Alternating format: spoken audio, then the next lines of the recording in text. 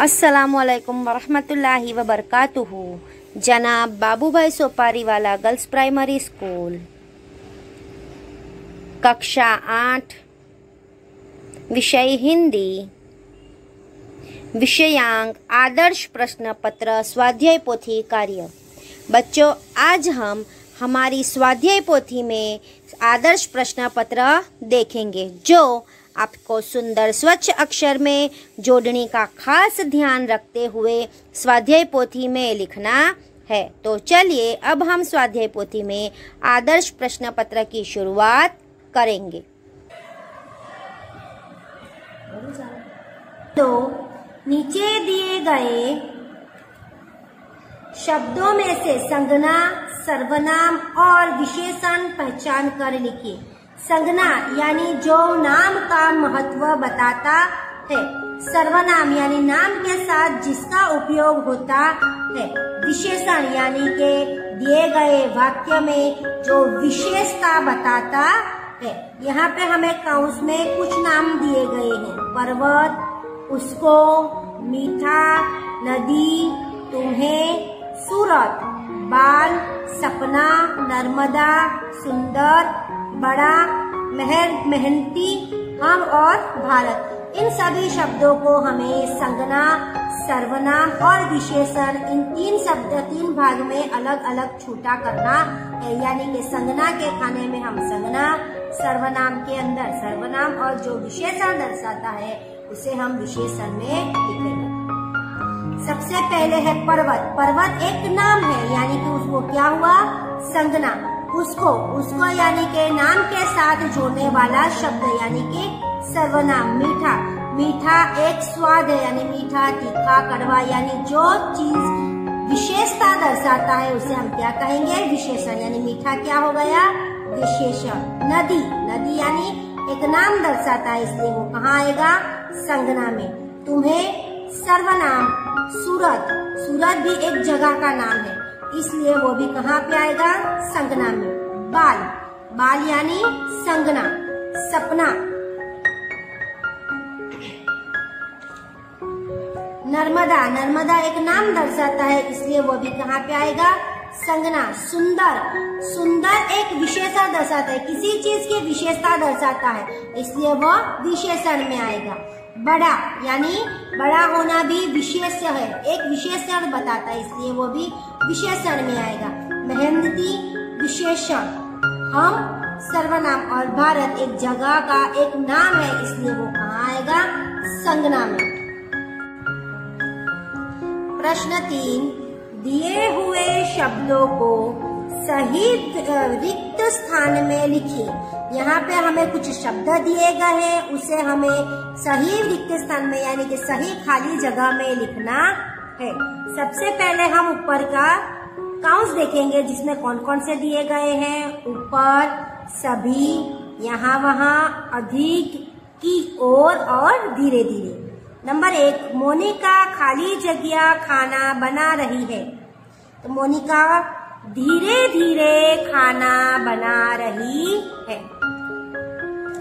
Number 2, हवाई जहाज खाली जगह उड़ रहा है।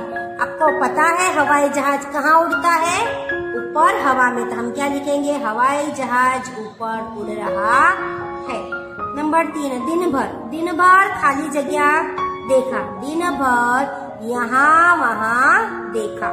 नंबर 4, शिक्षक ने विद्यार्थी खाली जगह देखकर कहा।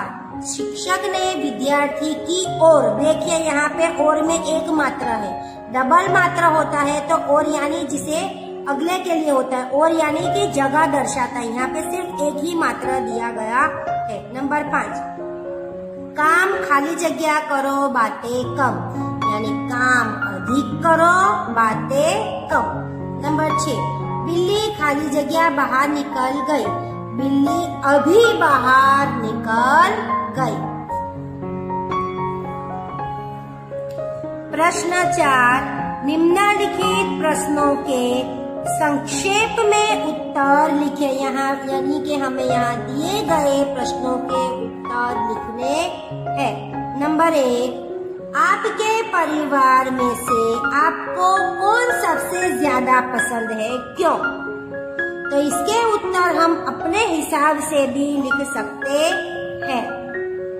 देखिए, मेरे परिवार में से मुझे अपनी दादी माँ सबसे ज्यादा पसंद है। नीचे, दादी माँ बहुत शांत और सरल स्वभाव की है। वे एक स्कूल की प्रिंसिपल थी, यानी मेरी दादी माँ स्कूल की प्रिंसिपल थी, इसलिए आज भी वे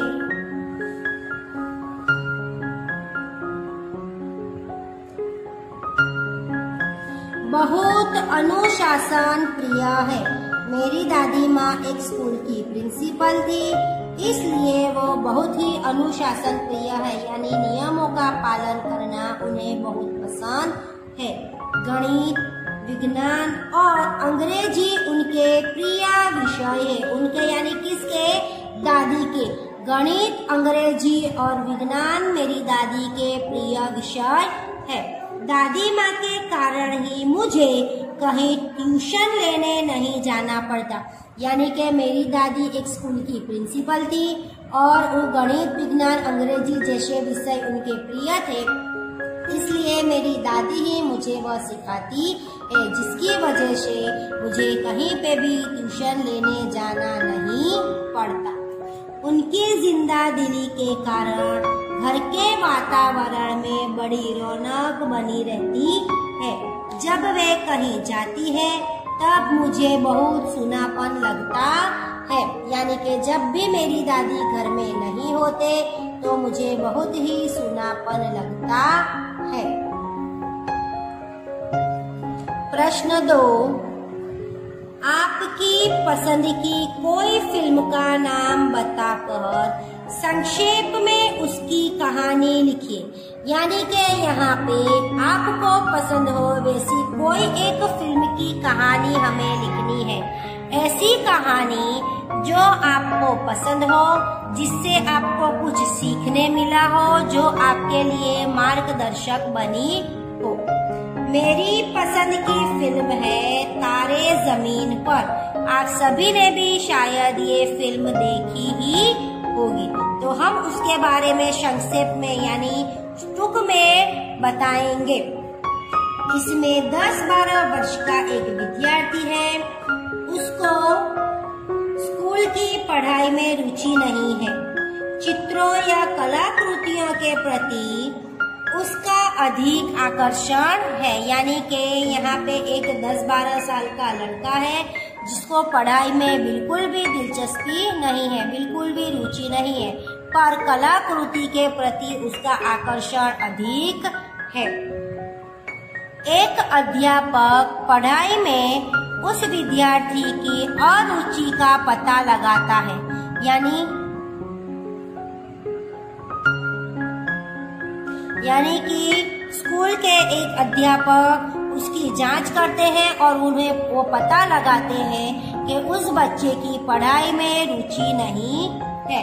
उसकी रुचि मालूम होने पर वह उसे चित्र बनाने के लिए देते हैं, यानी कि जब शिक्षक को पता चलता है कि इसकी पढ़ाई में बिल्कुल भी रुचि नहीं है, तब वह शिक्षक उसे एक चित्र बनाने के लिए देते हैं। धीरे धीरे चित्रकला में उसकी एकाग्रता बढ़ जाती है। बाद में इसी एकाग्रता का उपयोग पढ़ाई में कर वह एक अच्छा विद्यार्थी बन जाता है। यानी कि शिक्षक पहले उसे चित्र बनाने को कहते हैं, जब वो चित्र बनाता है उसमें उसकी रुचि और एकाग्रता बढ़ती है, फिर धीरे धीरे वह पढ़ाई में भी अपनी रुचि दर्शाता है। प्रश्न 3, यदि सूरज न निकले तो क्या होगा? जब सुबह सूरज निकलता है तो प्रकाश आता है, यानी कि रोशनी होती है और हमें उजियारा मिलता है। लेकिन अगर सूरज न निकले तो क्या होगा? तो देखिए, यदि सूरज नहीं निकलता तो यह दुनिया ही नहीं होती, क्योंकि सूरज नहीं होगा तो दुनिया कैसे होगी? यदि सूरज न निकलता तो सुबह न होती और हमें पक्षियों का कलरव सुनने को न मिलता, क्योंकि सूरज नहीं निकलेगा तो उजियारा यानी कि उजाला नहीं होगा, और उजाला नहीं होगा तो हमें पक्षियों का कलरव किलकिल सुनने को नहीं मिलेगा। धरती पर प्रकाश भी न होता, यानी धरती पर भी अंधेरा ही होता। धरती पर अंधेरा ही छाया रहता। धरती पर वनस्पति मुरझा जाती, यानी कि उजाला न होता तो फल फूल सब्जी वनस्पति हर चीज मुरझा जाती। फल फूल पर बुरा असर पड़ता, यानी अंधेरे का फल फूल सब्जी वनस्पति यानी हर तरह के पाक पर अनाज पर उसकी बुरी असर होती। सूरज न निकलने पर वर्षा भी नहीं होती, खेतों में फसलें नहीं लहलहाती। जब जल और अन्न न होता तो यह जीवन सृष्टि भी नहीं होती, यानी कि उजियारा न होने पर हमें अनाज भी न मिलता, पानी भी न मिलता, और अनाज और पानी के बिना यह पृथ्वी पर जीवन शक्य नहीं होता। प्रश्न 4, यदि मैं गांव का सरपंच होता तो इस विषय पर संक्षेप में निबंध लिखिए। अब यह विषय पर हम पहले ही अपनी निबंध की कॉपी में और हिंदी की कॉपी में निबंध लिख चुके हैं कि यदि मैं गांव का सरपंच होता। शायद आप लोगों ने लिखा भी होगा और आपने याद भी किया होगा, फिर भी आज हम यहाँ पे उसे एक बार फिर से देख लेते हैं। यदि मैं अपने गांव का सरपंच होता तो मेरे गांव की यह हालत न होती जो आज है, यानी कि अगर मैं गांव का सरपंच होता तो आज मेरे गांव की जो हालत है वैसी हालत न होती। मैं उसके लिए अच्छे से कार्य करता। आज गांव में न अच्छी सड़कें हैं, न जल आपूर्ति की उचित व्यवस्था है, यानी कि आज जल की अनाज की हर तरह की गांव में अछत है। गांव में सभी चीज की तकलीफ है। ना स्कूल है, ना दवाखाना, ना स्कूल है कि जिसकी वजह से बच्चे स्कूल जाके पढ़ाई कर सके, और ना ही दवाखाना। अगर कोई बीमार होता है इलाज के लिए उन्हें दूसरी जगह जाना पड़ता है।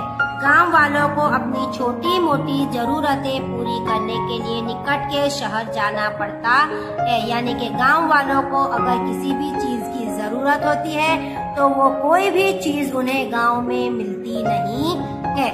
इसलिए उन्हें सभी चीजों के लिए नजदीक के कहीं ना कहीं किसी न किसी गांव की ओर शहर की ओर जाना पड़ता है अपनी जरूरतें पूरी करने के लिए।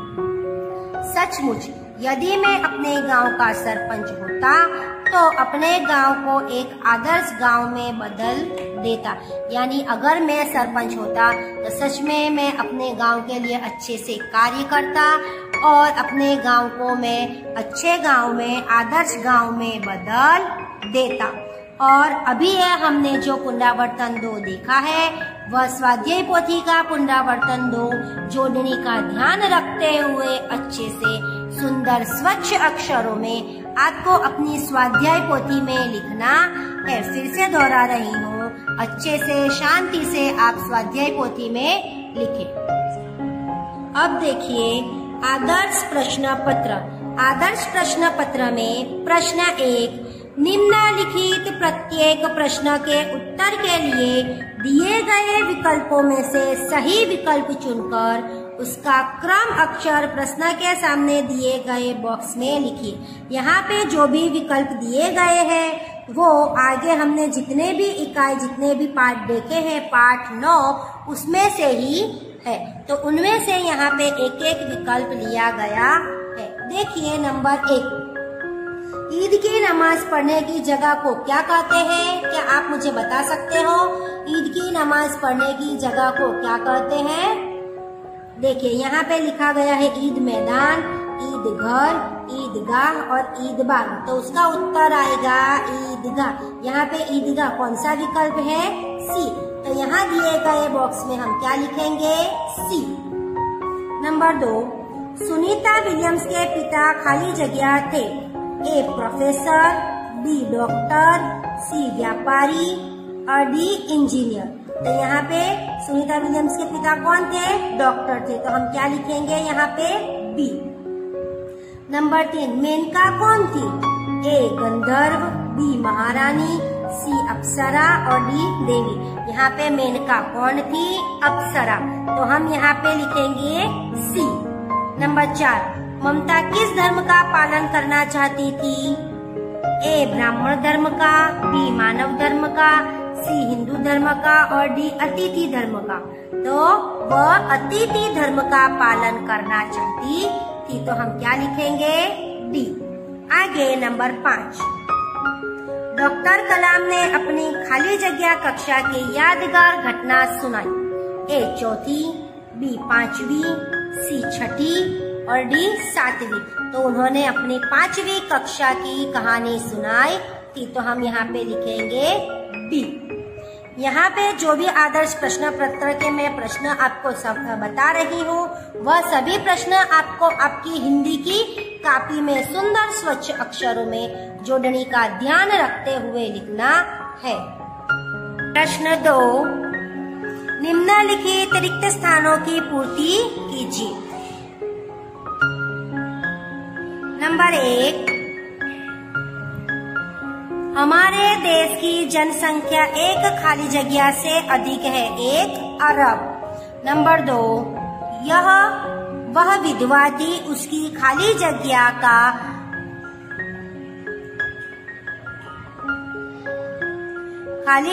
का अंत कहाँ था? विडंबना। क्या आएगा? विडंबना। नंबर 3, डॉक्टर कलाम के अनुसार सन खाली जगह तक भारत एक विकसित देश बन जाएगा। डॉक्टर कलाम ने हमें कौन सी सन बताई थी? 2020। तुमने खाली जगह के विरुद्ध यह आचरण क्यों सीखा है? तपोवन। नंबर 5, झुलासन गांव के खाली जगह जिले में है। मेहसाना। झुलासन गांव कहाँ है? गुजरात के मेहसाना जिले में है। क, सही वाक्यांश चुनकर विधानों की पूर्ति कीजिए। नंबर 1, दुष्यंत ने सर्वदमन को ऋषि कुमार समझ लिया क्योंकि अब उसकी वेशभूषा ऋषि कुमार जैसी थी। ब, उन्होंने सर्वदमन को ऋषि के आश्रम में देखा था। और क, उनके बाल ऋषि कुमार जैसे थे। तो इसका उत्तर क्या आएगा? ब, उन्होंने सर्वदमन को ऋषि के आश्रम में देखा था। लेकिन हमें पूरा वाक्य में जवाब लिखना है। पूरे वाक्य में कैसे लिखेंगे? दुष्यंत ने सर्वदमन को ऋषि कुमार समझ लिया क्योंकि उन्होंने सर्वदमन को ऋषि के आश्रम में देखा था। नंबर 2, विकास स्वयं जनसंख्या वृद्धि को रोकने की अचूक औषधि है। ब, प्रक्रिया है। का एक युक्ति है। तो इसका उत्तर क्या है? अचूक औषधि है। तो जिसे हम कैसे लिखेंगे? विकास स्वयं जनसंख्या वृद्धि को रोकने की अचूक औषधि है। यहाँ पे मैंने आपको आदर्श प्रश्न पत्र का प्रश्न 1 अ, ब और क बताया है, जो आपको सुंदर स्वच्छ अक्षरों में जोड़ने का ध्यान रखते हुए अपनी कॉपी में लिखना है। धन्यवाद।